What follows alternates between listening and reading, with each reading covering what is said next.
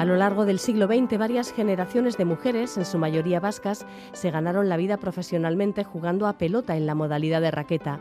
Atraído por el ritmo vertiginoso del juego y por la destreza, velocidad y técnica de las jugadoras, el público llenaba los frontones que se abrieron a partir de la década de los años 20 por toda España y por América. Tal fue el éxito de las raquetistas que desbancaron a sus homólogos pelotaris y se convirtieron en las deportistas mejor pagadas del deporte en España, por encima incluso de los futbolistas. Al mismo tiempo, se tuvieron que enfrentar a la oposición de quienes rechazaban que la mujer tuviera protagonismo en un espacio ocupado tradicionalmente por hombres.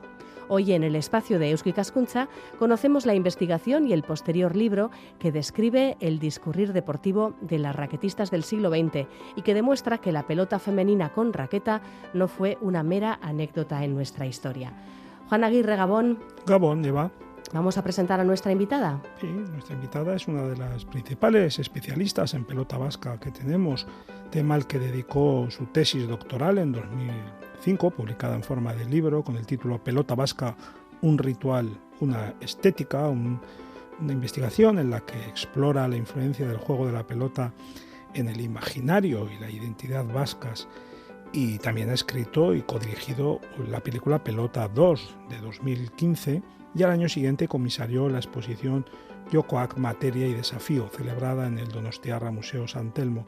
Se trata de Olatz González Abrisqueta, profesora de Antropología en la Universidad del País Vasco y autora de este Raquetistas, Gloria, Represión y Olvido de las pelotaris profesionales.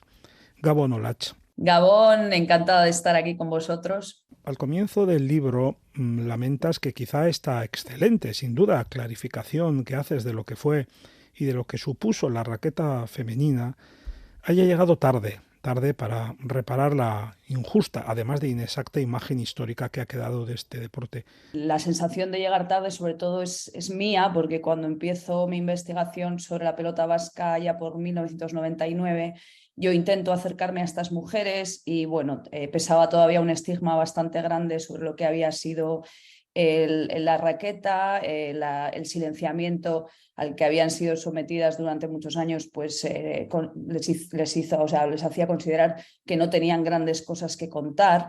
Entonces, bueno, al principio tuve un par de experiencias bastante desanimosas, vamos a decir, para seguir investigando esto, ¿no? Entonces, pues yo ya me puse en otras cosas y a pesar de que, por ejemplo, el primer artículo académico que escribí fuera sobre ellas, pues luego ya he estado prácticamente 20 años sin escribir nada sobre esta modalidad, ¿no?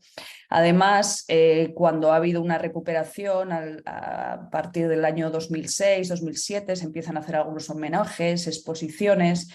Realmente la gente que lo hace y que lo hace con muy buena intención y que rescata muchísimas cuestiones interesantes, repiten un poco las opiniones o lo que ha sido las historias de la pelota fundamental, que ha sido pues, el gran libro de la pelota, que está escrito por Luis Bombín y Boza Surrutia. Y Luis Bombín fue uno de los artífices fundamentales del silenciamiento y de la prohibición que pesó luego sobre el deporte de la raqueta. Entonces, pues él, por supuesto, tenía una opinión bastante negativa del juego y muchas de las cuestiones que él habla, pues de que nunca se jugó en el País Vasco, que no interesó, o muchas de las cuestiones que él recoge en sus libros y que no son verdad, pues se repitieron luego, se han estado repitiendo y han configurado un poco lo que es el sentido común sobre la práctica, pues que era una práctica anecdótica o bueno, otras cuestiones, ¿no? Por eso me lamento en esa introducción al libro, ¿no? La raqueta femenina tiene su origen en Donostia a comienzos del siglo XX, aunque tomó pleno arraigo en Madrid a partir de 1917. Sin embargo, hay que recordar que las mujeres jugaban a pelota en los frontones de nuestros pueblos desde mucho antes. ¿Cómo nace la modalidad de raqueta femenina en tierra vasca? La raqueta nace sobre todo en las ciudades. Hay que tener en cuenta que en Donosti pues pasaba el verano la corte, y bueno, las clases altas y la creciente burguesía estaban muy interesados en el tenis. Por un lado eso, y por otro es el momento de industrialización de la pelota a finales del siglo XIX. Empieza a industrializarse el juego, a cerrarse los frontones, a cobrar entrada pues, por diferentes niveles de gradas. Y ahí también empiezan a participar las mujeres, primero como puntistas y luego ya más adelante como raquetistas, ¿no? Entonces se mezclan estos dos factores, el gusto de la burguesía y de las clases altas por la pelota y por el tenis, que realmente se extiende a Madrid y a otras ciudades precisamente por este interés que tienen las clases que veranean en Donosti en este juego, ¿no? El juego de la raqueta tiene obviamente dos instrumentos, que son la propia raqueta y la pelota. De la primera, de la raqueta, se ha dicho hasta bastante recientemente que es un elemento exótico y que por ello su juego en ningún caso puede considerarse vasco en puridad. Esto aparece en las últimas enciclopedias incluso sobre deporte que se han publicado. Y en referencia a la segunda, a la pelota, hay que recordar que primero era de goma, y que luego se adoptó la pelota de cuero. Bueno, las que conviene que retengamos sobre estos dos aspectos. Bueno, respecto a que la herramienta es extranjera, evidentemente la herramienta es una raqueta, pero hay que tener en cuenta que la pelota es un juego que en la Edad Media se juega prácticamente en toda Europa. También se podría decir que la pala es castellana o se podría decir que el share es francés. La raqueta es cierto que no ha tenido como un raigambre, vamos a decir, en los pueblos vascos, en el juego de pelota en lo que son los pueblos, pero desde luego desde principios de siglo se juega y se juega en frontón y podía haber sido exactamente igual que la punta que también aparece en 1910, o sea, no podría no haber tenido problemas. El problema real era que lo jugaban mayoritariamente mujeres, ¿no? Respecto a al segundo elemento, la pelota, desde el principio prácticamente se empieza a jugar con cuero. Esto es una de las cosas que se dice, que se jugaba con pelota de goma, pero en los documentos desde el principio se habla que se están jugando con pelotas de azcoitia. Por lo tanto, cuando se habla del lugar donde se hacen las pelotas es porque son pelotas a mano, y aquí las pelotas a mano son de cuero. Entonces, sí parece que el primer año, en 1917, cuando se abre el frontón Madrid, sí que están jugando con pelota de goma, pero los tantos se extienden tanto, tienen tanta agilidad y es tan sencillo para ellas el juego con pelota de goma que no conviene para la apuesta, porque el alargamiento del tanto lo que hace es que no haya una resolución y por tanto pues, se alargan muchísimo los partidos y no hay cambio de apuestas, ¿no? Entonces, pues esto hace que se introduzca la pelota de cuero, que además tiene otra sonoridad y le da otra velocidad al juego. Y se introduce la pelota de cuero y ya se queda hasta 1980, ¿no? Que es cuando finaliza la raqueta. Coincidiendo con la Segunda República en los años 30, se asiste al boom de la raqueta femenina por toda España. Ante la gran demanda de deportistas para los nuevos frontones de la especialidad, en diversas localidades vascas se crearon escuelas de formación de chicas desde los 13 años. ¿Qué grado de atracción, incluso de idealización, tenía la profesión sobre las jóvenes de aquella época? Esta es una dimensión bastante difícil de investigar, ¿no? Ya que los testimonios ya no son posibles, los testimonios de esta época ya no son posibles, no podemos saber la atracción que generaba. Lo que está claro es que había largas listas de espera en las escuelas de pelota. Había 3 escuelas de pelota en Eibar, con cientos de niñas jugando y esperando para entrar, porque había listas de espera para ser admitida en la escuela, unas escuelas que cobraban a las niñas por la instrucción y también por los materiales. Ellas tenían que comprarse las raquetas, bueno, algunas se las prestaban porque había diferentes horarios. O sea, había realmente una industria de la pelota montada, ¿no? También había escuelas en Rentería, en Tolosa, en Bilbao.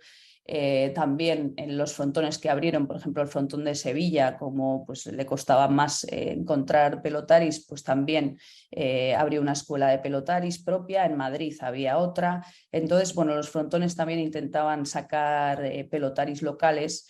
Y bueno, es cierto que era considerada una profesión para las jóvenes, una profesión que daba mucho dinero y que hacía que muchas emigraran a Brasil, a Cuba, a México y bueno, y a todas las ciudades españolas, y era pues un modo de ingreso bastante interesante para las familias vascas en esa época anterior a la guerra. En las fotos que ilustran este libro, Raquetistas, vemos a mujeres unas veces vestidas en el frontón con falda larga, otras con falda corta, incluso muy corta, más raramente jugando con pantalones. ¿Qué nos dice la indumentaria? La indumentaria de las deportistas sobre la evolución del deporte a lo largo de sus prácticamente 60 años de existencia. Bueno, el deporte, como cualquier otro fenómeno social, está sometido a las modas, ¿no? Y la raqueta pues atravesó muchas, porque estuvo durante 63 años consecutivos en marcha, ¿no? La raqueta profesional. Las primeras pelotaris profesionales, que fueron puntistas, como he dicho antes, jugaban ya con pantalones a finales del siglo XIX, ¿no? Es una prenda que las mujeres no usan o no empiezan a usar hasta los años 30, pero sabemos que las deportistas sí lo hacían, ¿no? Respecto a las raquetistas, que siempre han jugado con falda, una de las cuestiones que se ha repetido mucho es que el franquismo alargó las faldas, ¿no? Algo que es muy potente como imagen de esa llegada del tradicionalismo. Pero realmente las faldas ya habían sido alargadas justo al principio de la guerra, antes de la guerra. También es verdad que hay un movimiento ahí ya bastante tradicionalista de hacer que las mujeres dejen los campos de juego, porque las mujeres practicaban mucho deporte en las primeras décadas del siglo XX, practicaban deporte y además salían mucho en los medios.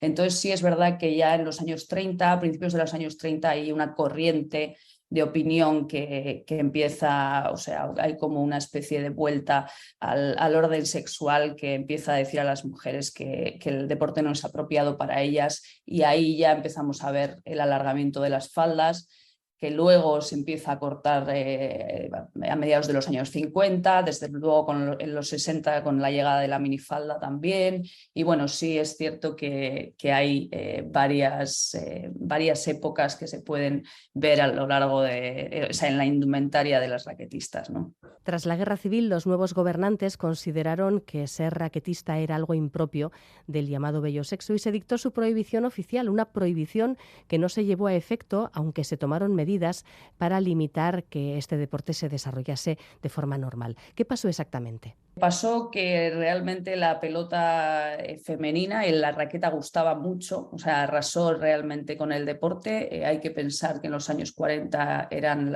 el mayor número de deportistas profesionales que había, eran mujeres y eran pelotaris.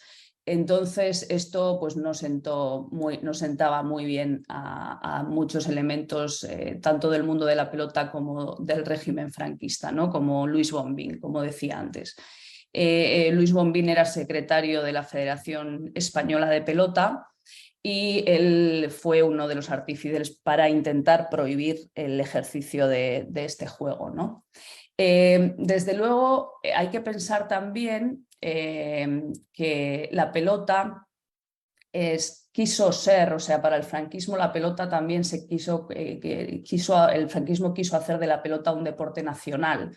Ya era un deporte nacional considerado de los vascos, pero el franquismo quiso hacer también de la pelota su deporte nacional, ¿no? El deporte nacional español. De hecho, lo primero que hace la Federación Española de Pelota cuando se constituye es cambiar el nombre de pelota vasca, Federación de Pelota Vasca, a Federación de Pelota Nacional. De hecho, todos los medios tienen que, y algunos con bastante guasa, se ven obligados a cambiar el nombre de los epígrafes de Pelota Vasca a Pelota Nacional. Este es uno de las primeras decisiones, y la siguiente decisión es prohibir la raqueta profesional femenina. Esto ocurre, se publica en el año 1943, un edicto de prohibición que tendría que desaparecer para julio de 1946.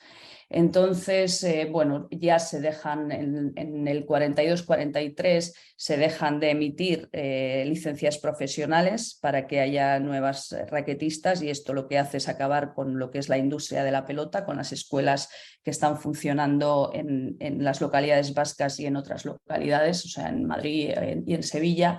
Entonces ya las escuelas dejan de formar pelotaris, pero los frontones, que hay frontones en estos momentos en prácticamente todas las ciudades importantes de España, o sea, pues hay frontón en Vigo, hay frontón en Tenerife, hay frontón en Valencia, en Salamanca, en Valladolid, hay frontón en Zaragoza, o sea, hay frontones en toda España, frontones que ofrecen partidos a diario. Entonces, hay mucha gente que vive de la pelota. Entonces, cuando llega julio de 1946, el régimen no se atreve a prohibir definitivamente, porque no ha habido la reconversión que ellos querían, de que se reconvirtieran los frontones femeninos en masculinos. A la gente le gusta la pelota femenina, sigue yendo a ver pelota femenina, y entonces pues no se modifican, y llega julio de 1946 y entonces hay varios aplazamientos, ¿no? Hay que pensar que no solo las pelotaris vivían de la pelota, sino que vivían, pues la gente, estos frontones tenían peluquería, tenían restaurantes, tenían pues la gente que trabajaba haciendo pelotas como cancheros, o sea, realmente había mucha gente que vivía de la industria de la pelota femenina. Entonces, después de varios aplazamientos, varias prórrogas a la orden, al final se dejó sin efecto, ¿no? Aunque el daño ya estaba hecho, ¿no? Las escuelas habían desaparecido y de hecho las licencias siguieron estando prohibidas mientras estuvieron estos elementos en la Federación Española, ¿no? La raqueta femenina se expandió en América prácticamente desde el principio, desde sus orígenes, de los que acabamos de hablar, pero experimentó un momento álgido, sobre todo en México, entre los años 50 y la década de los 70. Pero la acogida que recibieron allí las deportistas por parte de la comunidad exiliada y también por sus colegas pelotaris no fue la que cabría esperar. Cuéntanos esta parte, este episodio, Olach. En esta época en la que la raqueta vuelve a México, que había estado durante los años 40 sin jugar allí, aunque hubo de todo, hubo gente que realmente disfrutaba mucho de la pelota, gente vasca, porque los mexicanos desde el principio les fascinaba, y bueno, y aparte ya había tenido un periodo en los años 20 y 30 la pelota en México, y el frontenis en ese momento es un deporte nacional en México, juegan mujeres y hombres, y entonces cuando llegan estas mujeres en los años 50 jugando, además era un momento de muy buenas deportistas, porque todavía no habían envejecido mucho los cuadros, las grandes figuras estaban alrededor de los 18, 20 años, 22, 23, entonces fueron allí y realmente pues fue un boom tremendo, ¿no? Esto no sentó muy bien a mucha gente de la diáspora, sobre todo porque el público pues empezó a bajar en el frontón de cesta punta que había, en el frontón México que había en la capital, y empezó a ir mucha gente al frontón metropolitano, al frontón de mujeres. De hecho, Cosío, el gran empresario de los espectáculos en México, al ver que su frontón, el frontón México, empezaba a tener problemas de público, decidió abrir otro frontón de mujeres pegado al México, ¿no? El frontón Colón se abrió pegado al frontón México, y entonces aprovechaba el público que se iba del frontón Colón para que entrara en las últimas sesiones del frontón México.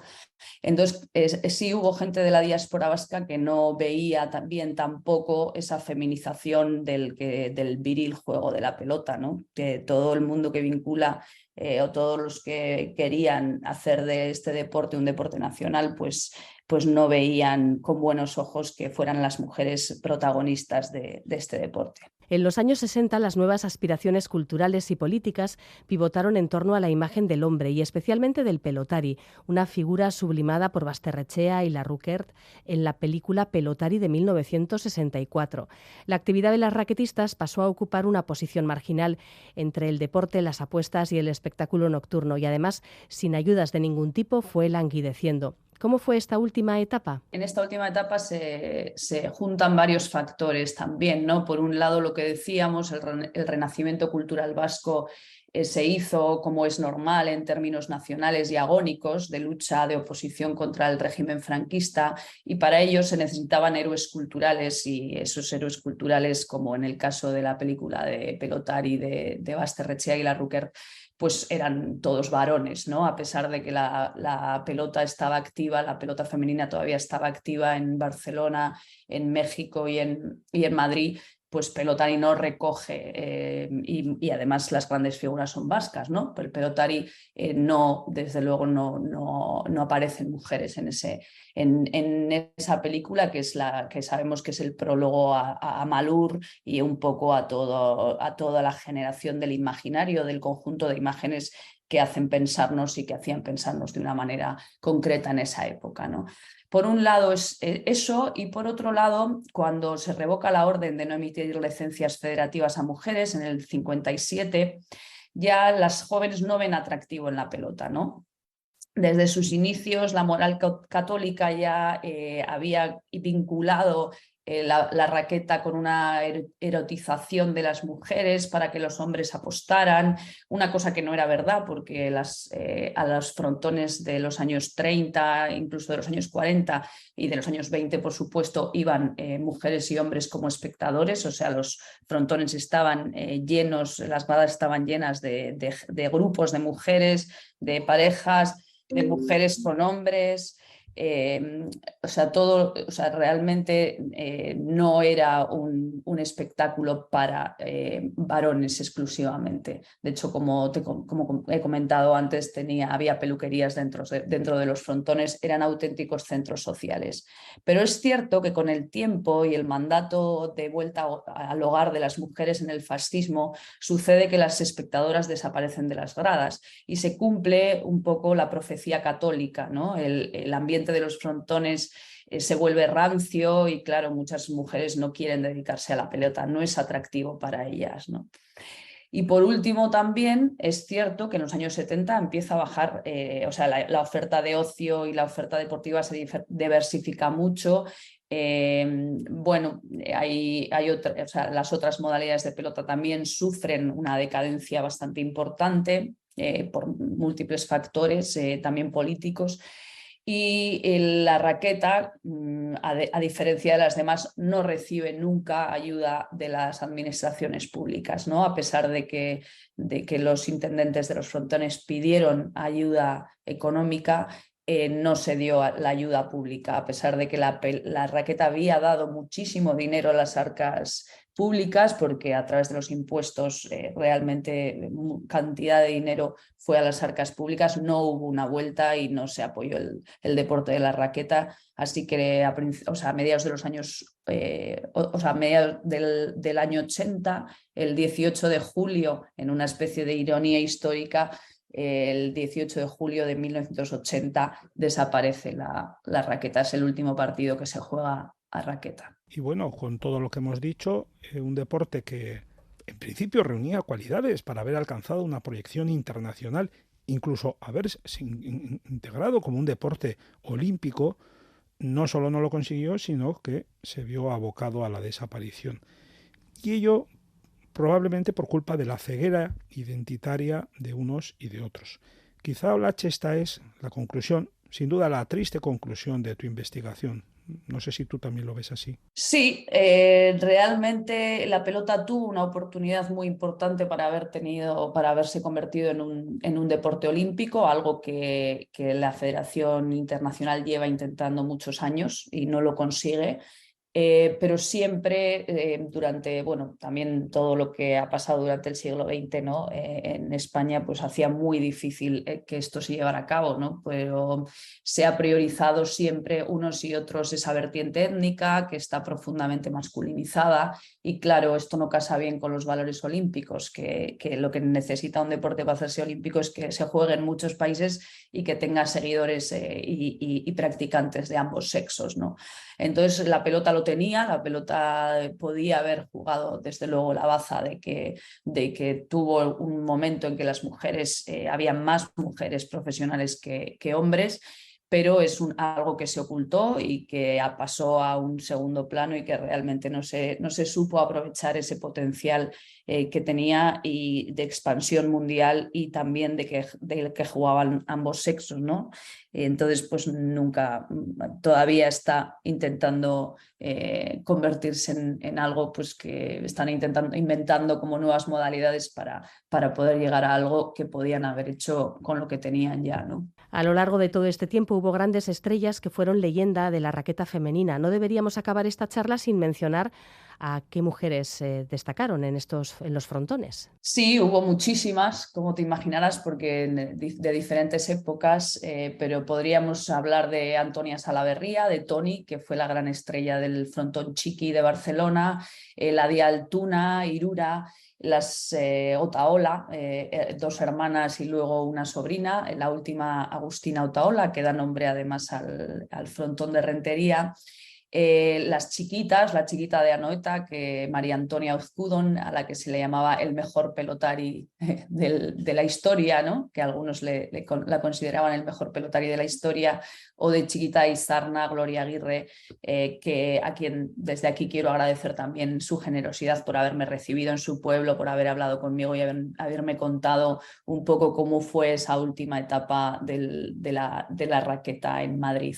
Bueno, y ya para terminar, Juan, cuéntanos cuál es el título de este libro y recuérdanos el nombre de la invitada. Pues sí, este libro se titula Raquetistas, Gloria, Represión y Olvido de las Pelotaris Profesionales. Su autora es la antropóloga Olatz González Abrisqueta y ha sido publicado, como siempre, muy bien publicado, exquisitamente publicado por la editorial Sans Soleil Ediciones de Vitoria-Gasteiz.